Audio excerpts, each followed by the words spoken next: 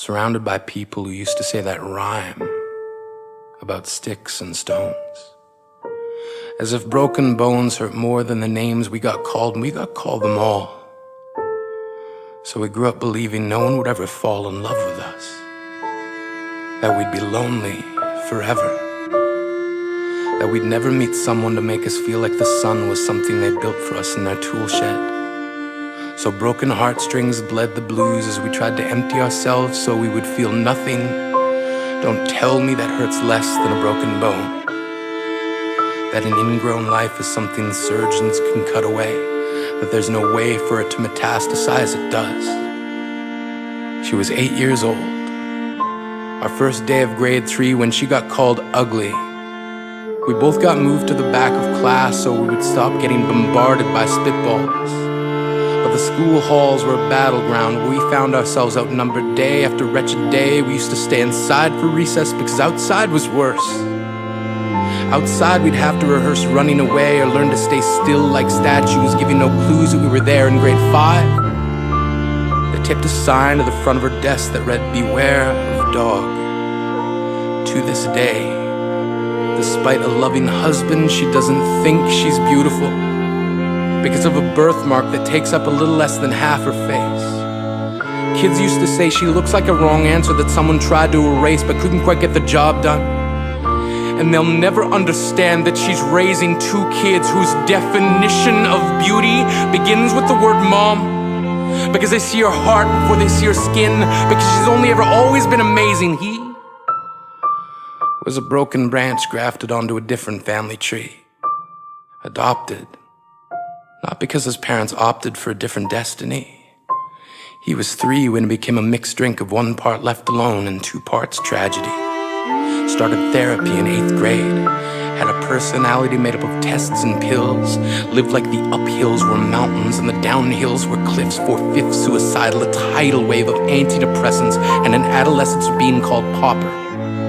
1 part because of the pills, 99 parts because of the cruelty. He tried to kill himself in grade 10 when a kid who could still go home to mom and dad had the audacity to tell him, "Get over it." As if depression is something that can be remedied by any of the contents found in a first aid kit. To this day, he is a stick of TNT lit from both ends. Could describe to in detail the way the sky bends in the moments before it's about to fall. And despite an army of friends who all call him an inspiration, he remains a conversation piece between people who can't understand. Sometimes being drug-free has less to do with addiction and more to do with sanity. We weren't the only kids who grew up this way. To this day, kids are still being called names. The classics were, "Hey stupid," "Hey spaz." Seems like every school has an arsenal of names getting updated every year. And if a kid breaks in a school and no one around chooses to hear, do they make a sound? Or they just background noise from a soundtrack stuck on repeat when people say things like kids can be cruel? Every school was a big top circus tent, and the pecking order went from acrobats to lion tamers, from clowns to carnies. All of these miles ahead of who we were freaks.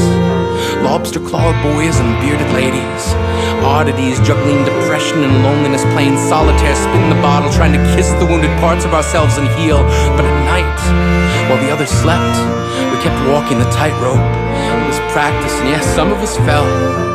But I want to tell them that all of this is just debris left over when we finally decide to smash all the things we thought we used to be.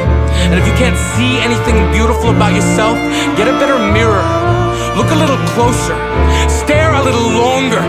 Because there's something inside you that made you keep trying despite everyone who told you to quit. You built a cast around your broken heart and signed it yourself. You signed it. They were wrong. Because maybe you didn't belong to a group or a clique. Maybe they decided to pick you last for basketball or everything. Maybe you used to bring bruises and broken teeth to show and tell but never told. Because how can you hold your ground if everyone around you wants to bury you beneath it? You have to believe that they were wrong. They have to be wrong. Why else would we still be here? We grew up learning to cheer on the underdog because we see ourselves in them. We stem from a root planted in the belief that we are not what we were called. We are not a abandoned car stalled out and sitting empty on some highway. And if in some way we are, don't worry. We only got out to walk and get gas. We are graduating members from the class of We Made It. Not the faded echoes of voices crying out names will never hurt me. Of course, they did. But our lives will only ever always continue to be a balancing act that has less to do with pain and more to do with beauty.